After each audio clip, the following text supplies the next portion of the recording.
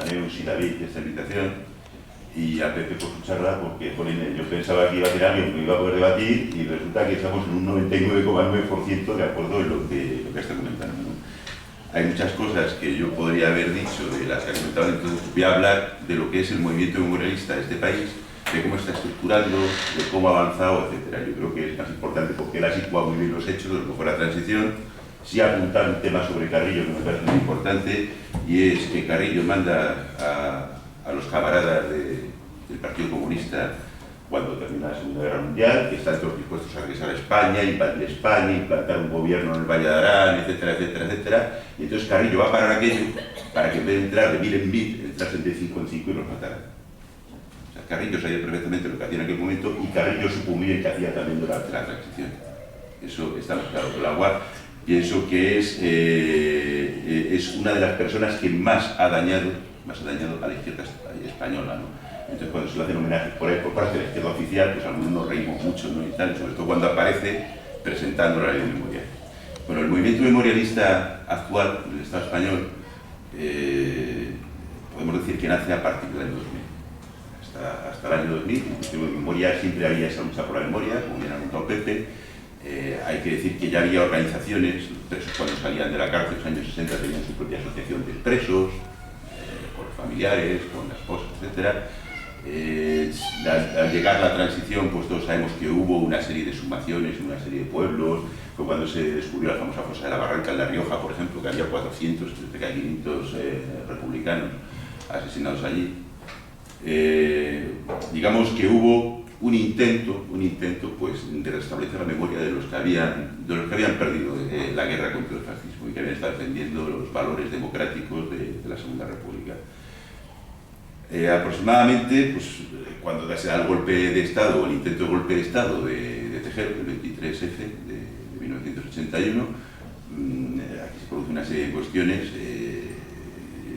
muy claras, ¿no? Por un lado, ese golpe, para algunos, lo que significaba era un intento de apuntalar todavía más lo que era la monarquía borbónica heredada del franquismo.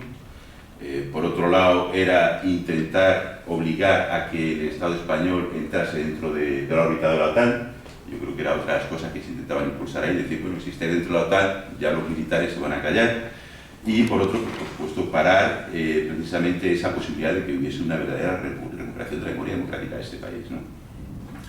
Eso se muere en aquel momento. Eso no significa que, lógicamente, pues oye, los expresos políticos, muchos familiares, pues siguiesen intentando hacer cosas, pero eso era muy marginal en aquellos momentos. El miedo, yo creo que se adueñó de este país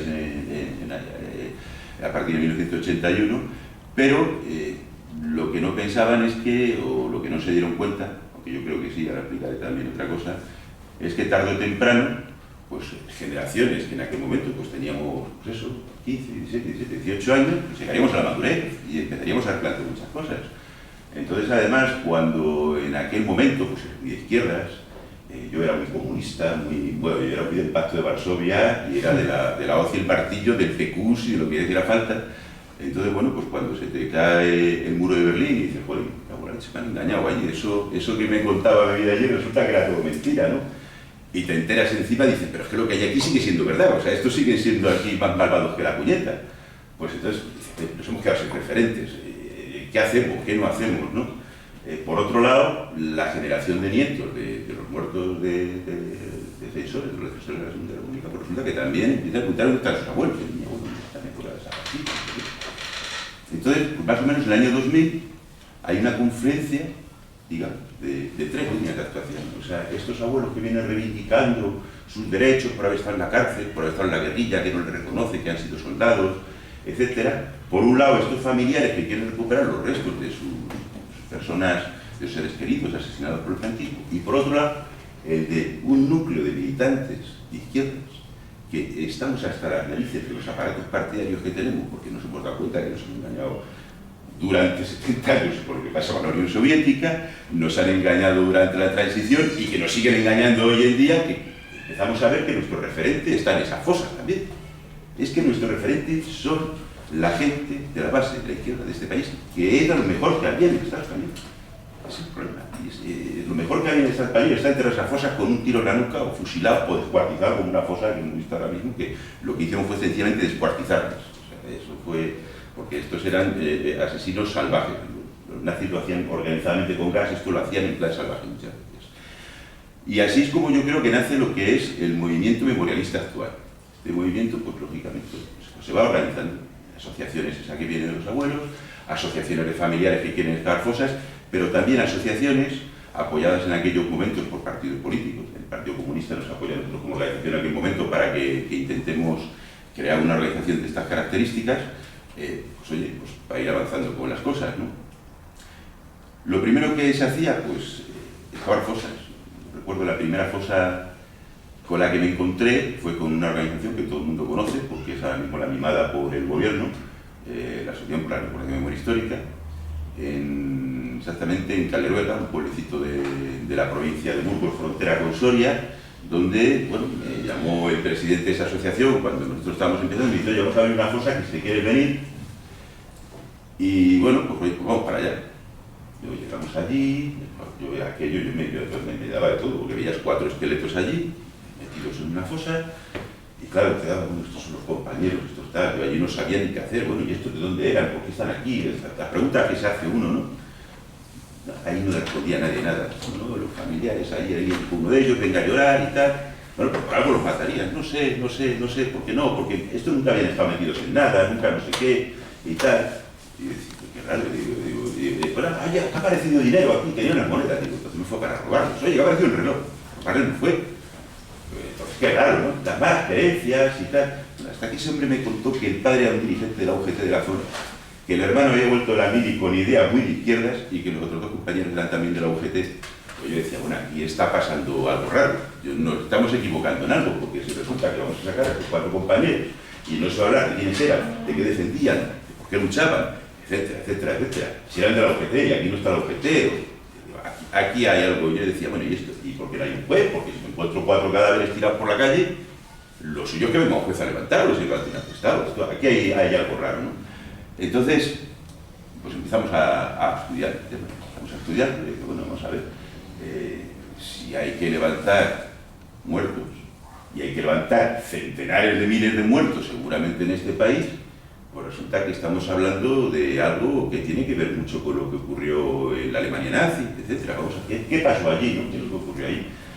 Y a partir de ese momento, pues empezamos a estudiar documentos de la época, documentos sobre Nürnberg, documentos de las Naciones Unidas, documentos de Cruz Roja Internacional, y con eso, pues empezamos a armar, digamos, la teoría de cómo había que hacer esto desde el punto de vista de lo que es el derecho penal internacional, ni más ni menos, ¿no? Digamos, pues eso es lo primero a aplicar ahí. O sea, es decir, si se van a levantar unos muertos, habrá que aplicar esto que se está haciendo en otros lados, o lo que se ha hecho en otros lados, ni más ni menos. Lo que eso nos llevó ya también a otra situación, de decir, bueno, pero no solamente esto, es que además, si estos son crímenes contra la humanidad que no han prescrito, vamos a decir, oye, si existe vivo alguno de los fascistas que ha asesinado a esta gente, habrá que juzgarle también. Claro, empezamos a decir, bueno, pues eso hay que armarlo, empezamos a dar forma al tema. A partir de ese momento se empezó a dividir el movimiento memorialista, lógicamente, porque una parte del movimiento, muy legítima, es: yo quiero los restos de mi abuelo, yo quiero los restos de mi padre, y que me deje rollos a mí, no que venga el cura, que me le eche con el hisopo el agua bendita y yo no quiero saber nada más, ¿no?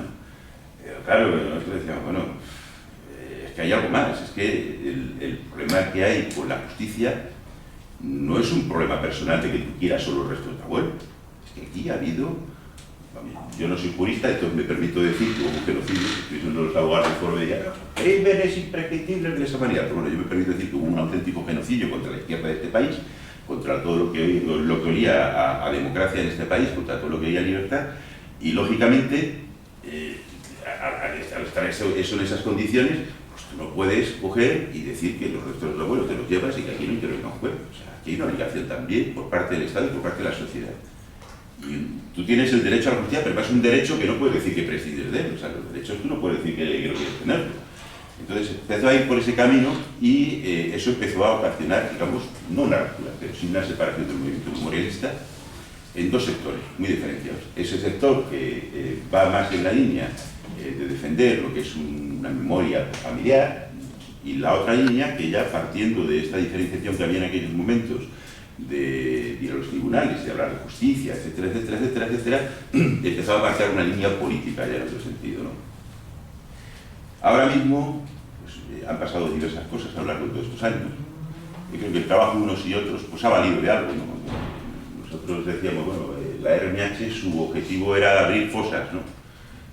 Y dar los restos a los familiares. Bueno, pues eso ha servido.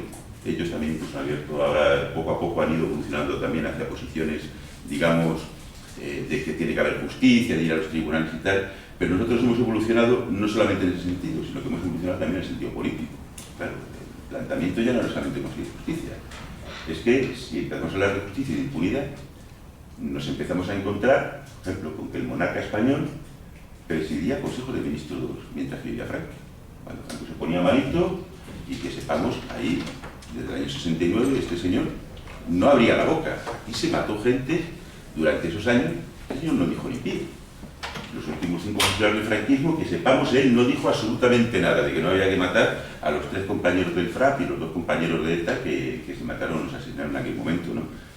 Entonces, claro, dice, bueno, es que de entrada tenemos un señor que seguramente, si se hiciese un juicio sobre el franquismo, pues a lo mejor no es un autor directo, pero igual es un cómplice durante los últimos años de un régimen genocida, tal, tal, tal. Eso había que planteárselo,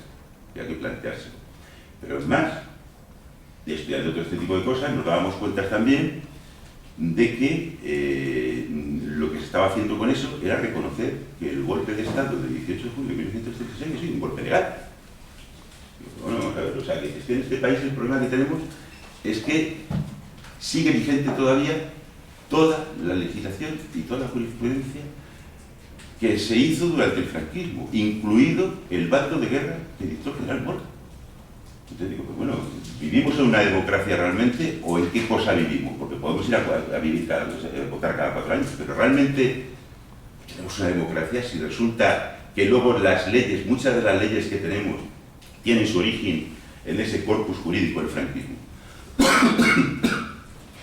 Esa otra cuestión, digamos que nos parece muy importante cuando hablamos de estos temas, ¿no? Porque es que la raíz de lo que ha ocurrido durante estos últimos años con la ley de memoria, de lo que ha ocurrido con este proceso que intentó poner en marcha Garzón, de lo que está ocurriendo todos los días con la Audiencia Nacional, la raíz está en todo este tema.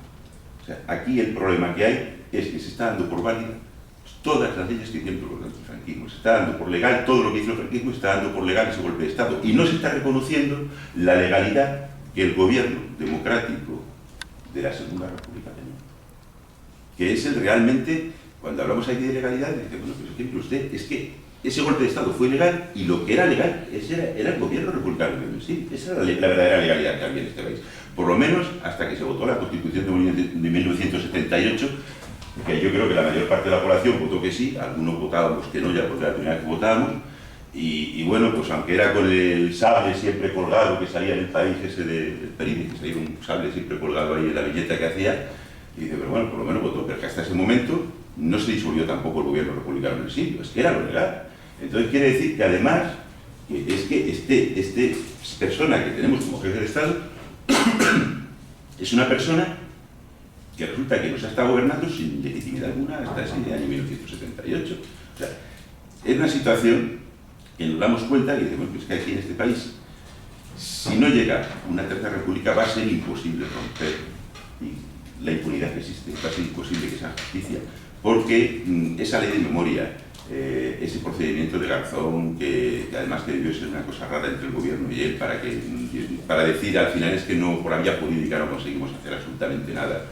Esta situación que hay a través de la cual se intenta por todos los medios que la memoria se quede en el ámbito familiar, todo esto tiene muchísimo que ver con la situación que tenemos respecto al sistema democrático que existe. Eso de que tengamos una monarquía heredada de un régimen dictatorial salido de un golpe de Estado, por mucho que se haya votado, pues algunos lo queremos incompatible con una democracia verdadera. Y todo lo que se deriva de eso, porque la raíz de todo eso también está, y es muy importante, es todos aquellos que, gracias a ese golpe de Estado, lo que hicieron fue ganar o mantener los privilegios que tenían ya en aquella época. No olvidemos que ese golpe de Estado lo dan los militares, pero lo dan los militares junto o apoyados o impulsados por las oligarquías españolas, impulsados por la Iglesia Católica, impulsados por el gran capital internacional, que eso no se habla nunca, o se habla un poco. Aquí se habla un poco de la Texas Oil Company, se habla un poco de la General Motors, que apoyaron a Franco, y daban camiones, daban gasolina y todo ese tipo de cosas. No eran solamente la Alemania nazi y la Italia fascista, sino que digamos, todas esas fuerzas, hoy en día, están ahí.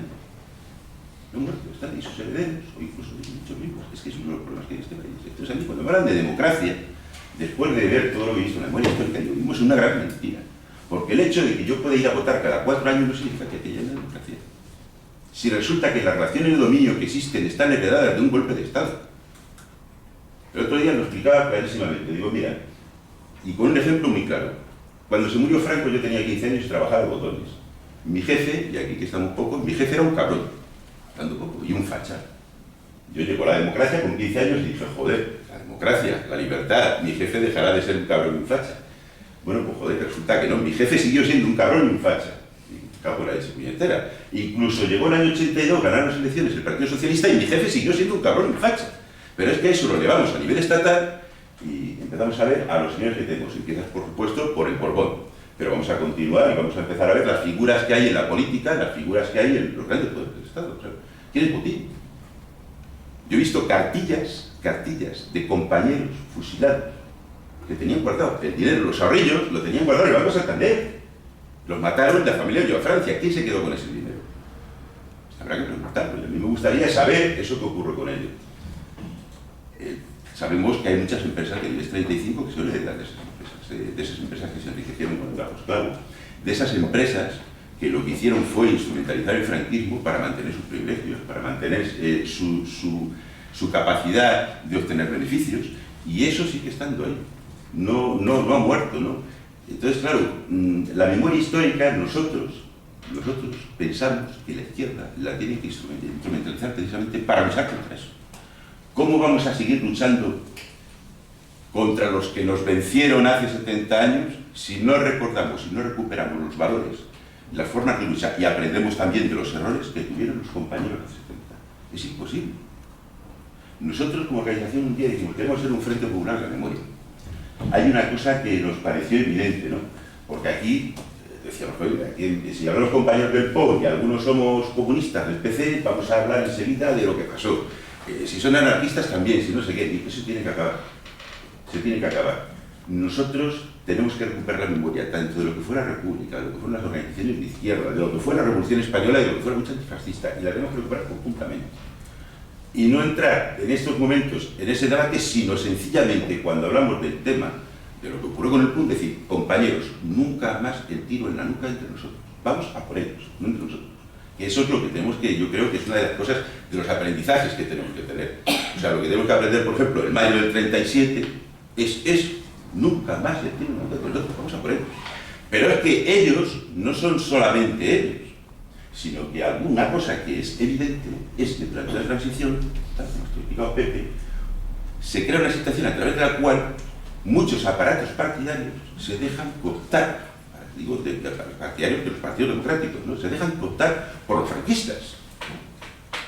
De ahí viene esa frase tan famosa hoy en día de yo soy juancarlista y republicano. Y esto, la nariz. Ya estamos aquí por lo mismo. Tú has participado en la transición, tú has negociado, te han pagado por ello, y entonces dice que esto es cojonudo. Y yo soy juancarlista y republicano, vale, me parece fantástico. Y entonces, luego me dices que eres de izquierdas, no. Tú a lo mejor eras de izquierdas en el año 68 cuando te querían las cosas, pero luego te pusieron dinero encima de la mesa, te pudieron cierto poder encima de la mesa, te vendiste y tiraste para adelante. Y eso es no solamente eres ya cómplice del franquismo, sino además que estás hecho cómplice de lo que es ahora mismo la destrucción de la izquierda en España. Nosotros, cuando nos reunimos en Madrid con diputados, no podemos hacerlo con Izquierda Unida, ni siquiera, ni con el PSOE. Izquierda Unida está vendida igual, y yo soy militante, pero está vendida igual, lo puedo decir tranquilamente, y lo demostró con el tema de la ley de memoria. El único diputado que nos hace caso en Madrid, por el que no podemos reír, que realmente es republicano, y al que podemos considerar que es de una izquierda moderada, es el compañero Joan Tardá. Es el único que nos escucha y el único que ha hecho de verdad un discurso republicano en el Parlamento. ¿Vosotros qué pensáis? cuando se debatió la ley de memoria en este país, el compañero Joan Herrera, que se puso a hablar allí de Pol Pot, en vez de hablar de Mauthausen, me cago en la leche. Y el único que lo dijo fue Joan Tardá, que admitió eso de la ilegitimidad. Y decir, pero bueno, si es que aquí lo que tenía que haber un golpe de Estado otra vez majo y mataron primero a los diputados, para que dentro de 60 años vinieran otros dos gilipollas otra vez, hablando mal y pronto, y dijese que era ilegítimo, pero era legal, y no sé, cosas por el estilo, y que os quedaseis ahí. O sea, es que es absurdo. O sea, tenemos una situación hoy en día que solamente la izquierda de base, en estos momentos, puede intentar reconstruir una organización de izquierdas que de verdad dé la batalla contra estos elementos que nos metieron hace 70 años, que siguen estando ahí y que nos siguen controlando todo, y son los que siguen condenándonos a la precariedad laboral y nos siguen condenando a no tener casa, o a que el derecho a tener una casa sea también el deber de tener 40 millones de personas.